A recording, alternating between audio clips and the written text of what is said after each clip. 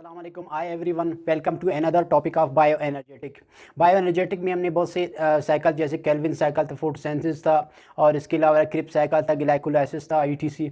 तो आज हमारे पास जो टॉपिक है वो फोटो रिस्पायरेशन और इसको ग्लाइकोलेट साइकिल भी कहते हैं।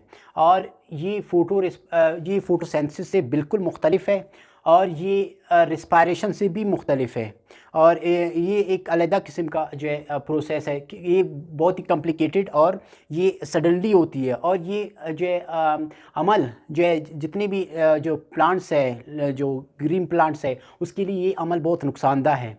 और ये प्रोसेस कैसे होता है, डेफिनेटली इसमें जो है इन्वॉल्व है जैसे कि मैंने अपने लास्ट लेक्चर में जो है हमने पढ़ लिया था केल्विन साइकिल, हमने पढ़ा था Calvin cycle. Definitely Calvin cycle में क्या था, डेफिनेटली कार्बन डाइऑक्साइड मैं यहाँ पे रिव्यू दे रहा हूँ, ये डिटेल में नहीं पढ़ रहा हूँ केल्विन साइकिल। सिर्फ ये केल्विन साइकिल का जो प्रोसेस है वो 100% क्यों नहीं हो रहा, उसकी वजह क्या है, तो उसको हमने यहाँ पे पढ़ना है। अच्छा, कार्बन डाइऑक्साइड डेफिनेटली जो है रिएक्ट करता था किसके साथ, ribulose bisphosphate with the help of enzyme called rubisco. Rubisco एक एंजाइम है जो क्या कहता है राइबोलोज बाई फास्फेट को कार्बन डाइऑक्साइड के साथ रिएक्ट करवाता है, मिलाता है, और जो प्रोडक्ट बनता है वो फास्फोग्लिसरिक एसिड यानी 3 कार्बन कंपाउंड है, 3 कार्बन कंपाउंड है। और ग्लिसरल राइबोलोज बाई फास्फेट कितने कार्बन कंपाउंड था, डेफिनेटली 5 कार्बन कंपाउंड था। तो डेफिनेटली ये कार्बन डाइऑक्साइड के साथ मिलकर फास्फोग्लिसरल एल्डिहाइड के डेफिनेटली 2 मॉलिक्यूल बनेंगे यहाँ पे। फिर फास्फोग्लिसरिक एसिड जो है यहाँ से आगे प्रोसीड होकर फिर यहाँ पे एक प्रोडक्ट बनाएगा फास्फोग्लिसरल एल्डिहाइड। फिर फास्फोग्लिसरल एक और साइकिल कंप्लीट होता था, तो फास्फोग्लिसरल एल्डिहाइड के 2 मॉलिक्यूल्स आपस में मिलते थे और बनाते थे एक कंपाउंड जिसको हम कहते हैं ग्लूकोज। फिर ग्लूकोज फ्रूट्स में या रूट्स में जाकर स्टोर हो जाते थे, हर्बीवोरस या ह्यूमन लिविंग ऑर्गेनिज्म जितने भी थे वो इस्तेमाल करते थे, और उससे फिर उसके जिस्म में जाकर वो ग्लाइकोलाइसिस का अमल होता था। लेकिन अभी हम पढ़ रहे हैं फोटो रिस्पायरेशन आखिर क्या है और ये कहाँ से स्टार्ट होता है और इस अमल में कौन कौन से ऑर्गेनली इन्वॉल्व है। ये गौर से समझने और सुनने की बात है। यहाँ पे मैं स्टेप बाय स्टेप समझाने की कोशिश करो तो यहाँ पे जो है कंफ्यूज नहीं होना है। यहाँ पे कार्बन डाइऑक्साइड मिलकर फिर ये केल्विन साइकिल होता था, फिर ग्लूकोज बनता था। लेकिन यहाँ पे राबिस्को एक एंजाइम है, डेफिनेटली ये फोटो रिस्पायरेशन का अमल क्यों आखिर होता है, वजह क्या है इनका। इसकी वजह जो है वो कार्बन डाइऑक्साइड की कंसंट्रेशन यानी लेस कंसंट्रेट यानी कमी की वजह से होती है, या तो एंजाइम पे इफ़ेक्ट असरअंदाज होती कोई चीज़। जैसे कि फॉर एग्जांपल जैसे हमने एंजाइम ने कौन से फैक्टर है जो एंजाइम को इफेक्ट करते हैं, उसमें से एक टेम्परेचर था, पीएच था, डेफिनेटली उसमें हायर कंसंट्रेशन ऑफ सबस्ट्रेट और लोअर कंसंट्रेशन ऑफ एंजाइम, सो उस हवाले से था। लेकिन यहाँ पे डेफिनेटली यहाँ पे मुख्तलिफ किताबों में मुख्तलिफ है, तो यहाँ पे टेम्परेचर का इफेक्ट पड़ रहा होता है, वो कार्बन डाइऑक्साइड की वजह से क्या करता है, वो ऑक्सीजन के साथ रिएक्ट करता है, जिसकी वजह से फोटो रिस्पायरेशन का या ग्लाइकोलेट साइकिल स्टार्ट होता है, ग्लाइकोलेट साइकिल स्टार्ट होता है। तो ये वजह क्या होती है कि राइबोज बाई फास्फेट को ऑक्सीजन के साथ मिलाकर एक कंपाउंड बनाते हैं जिसको कहते हैं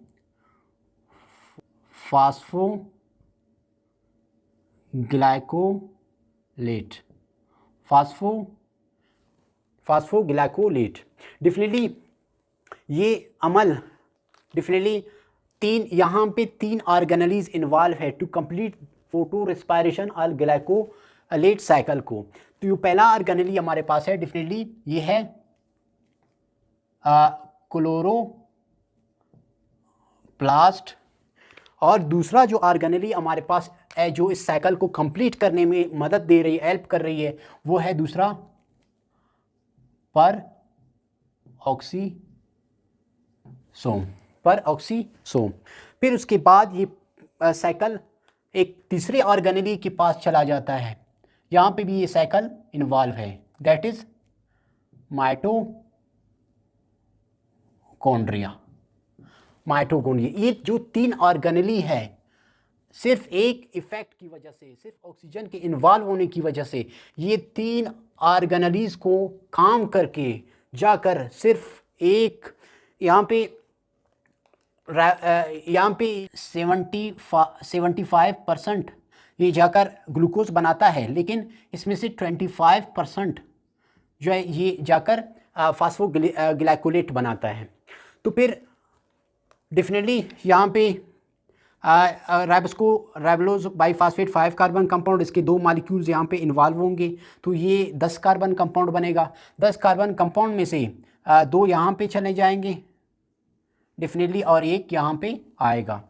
डेफिनेटली यहाँ पे आएगा 3 कार्बन और डेफिनेटली 4 कार्बन कंपाउंड यहाँ पे आएगा। तो राइबोलोज बाईफास्फेट ये 2 कार्बन कंपाउंड है, इसलिए इसको दूसरा नाम देते हैं C2 साइकिल। इसको C2 साइकिल भी कहते हैं, क्योंकि ये इसमें जो इस साइकिल में कितने कार्बन वाला कंपाउंड जा रहा है, 2 कार्बन, और इसके कितने मॉलिक्यूल्स हैं, डेफिनेटली 2 मॉलिक्यूल्स हैं।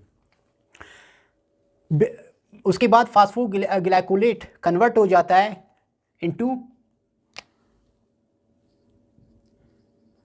glycolate with the help of enzyme called phosphoglycolate phosphatase. Phosphoglycolate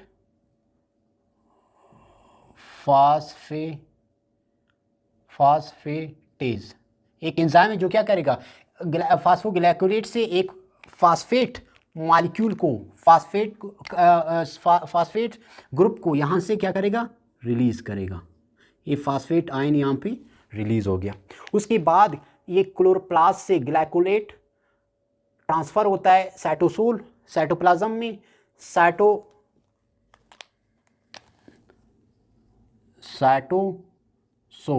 cytosol से फिर आ जाता है परऑक्सीसोम में। कौन आता है, डेफिनेटली ग्लाइकोलेट आ जाता है परऑक्सीसोम में। फिर परऑक्सीसोम में डेफिनेटली एक एंजाइम है जिसको कहते हैं ऑक्सीडेज और कैटालेज। इनमें से एक एंजाइम क्या करता है, ग्लाइकोलेट को कन्वर्ट कर देता है ग्लाइओक्सीलेट, और इसके नतीजे में एक कंपाउंड यहाँ पे रिलीज होगा called peroxisome H2O2, hydrogen peroxide.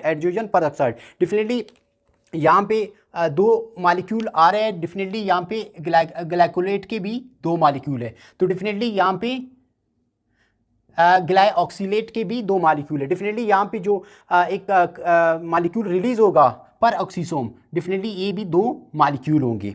यहाँ पे एक जो दूसरा एंजाइम है, ये यहाँ पे एक कैटालेज, वो क्या करता है, ये हाइड्रोजन परऑक्साइड को तोड़ देता है इनटू H2O, यानी वाटर के 2 मॉलिक्यूल प्लस ऑक्सीजन का 1 मॉलिक्यूल में कन्वर्ट करता है। इसलिए ये परऑक्सीसोम में ये कैटालेज का जो काम है कि क्योंकि हाइड्रोजन परऑक्साइड ये मोर टॉक्सिक भी है और एसिडिक भी है, तो जिसकी वजह से वो क्या करता है, यहाँ पे इसका जो pH है उसको चेंज कर देता है, तो जिसकी वजह से इसको ये एक एंजाइम है कैटालेज जो ये इसको कन्वर्ट करता है H2O मॉलिक्यूल और ऑक्सीजन मॉलिक्यूल। उसके बाद ग्लाइकोऑक्सीलेट जो है एक और एंजाइम है जिसको कहते हैं ग्लाइकोलेट अमाइनो ट्रांसफरेज। वो क्या करता है, ग्लाइकोऑक्सीलेट को कन्वर्ट करता है ग्लाइसिन में।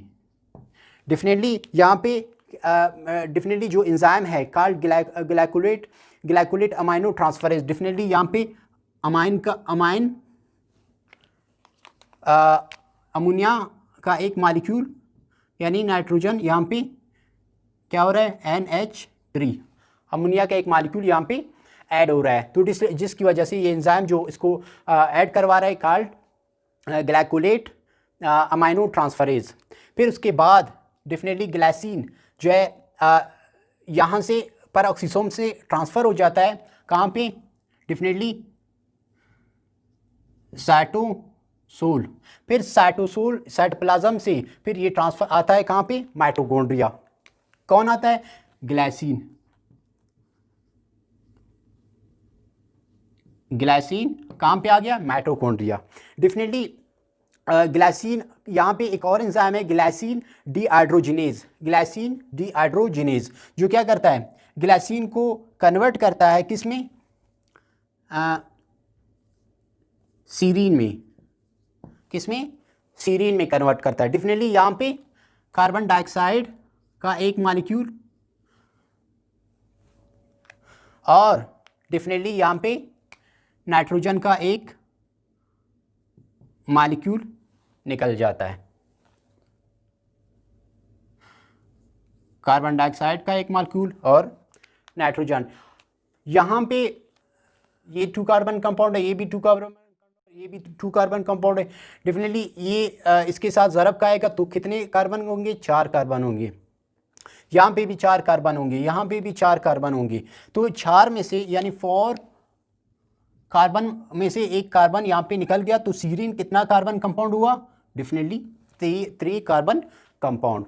फिर डेफिनेटली इसके ग्लाइसिन का जो कन्वर्ट होता है सीरीन, तो इसके नतीजे में एक थोड़ा एनर्जी रिलीज होते हैं।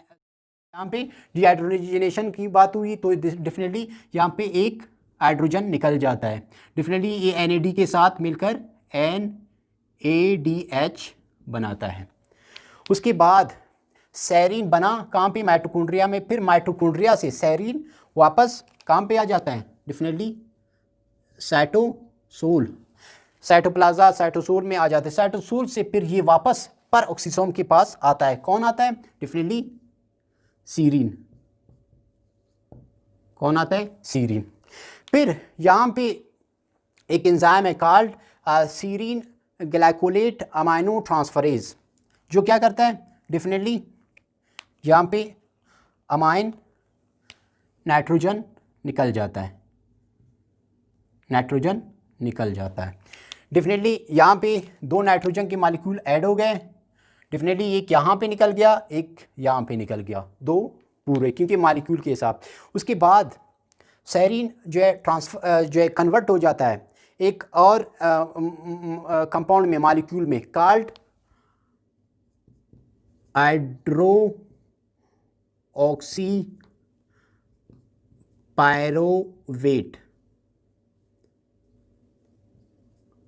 Hydroxy pyruvate. डेफिनेटली यहाँ पे एक एंजाइम है जो हाइड्रोक्सी पायरोवेट रिडक्टेज जो एंजाइम है जो क्या करता है, सीरीन को कन्वर्ट करता है किसमें, हाइड्रोक्सी पायरोवेट में। हाइड्रोजन फिर हाइड्रोक्सी पायरोवेट कन्वर्ट हो जाता है यहाँ पे एक और कंपाउंड है कॉल्ड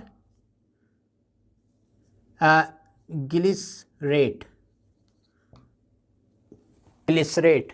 डेफिनेटली सीरीन भी 3 कार्बन कंपाउंड है, हाइड्रोजन हाइड्रोक्सी पायरोवेट भी 3 कार्बन कंपाउंड है, डेफिनेटली ग्लिसरेट भी 3 कार्बन कंपाउंड है। डेफिनेटली यहाँ पे क्या हुआ, ये जो फोटो रेस्पायरेशन है इसमें कोई ना ATP बनता है और ना कोई NADH, कोई एनर्जी यहाँ पे नहीं बनता। यहाँ पे बन रहा है तो डेफिनेटली यही चीज़ यहाँ पे वापस यूटिलाइज हो रहा है।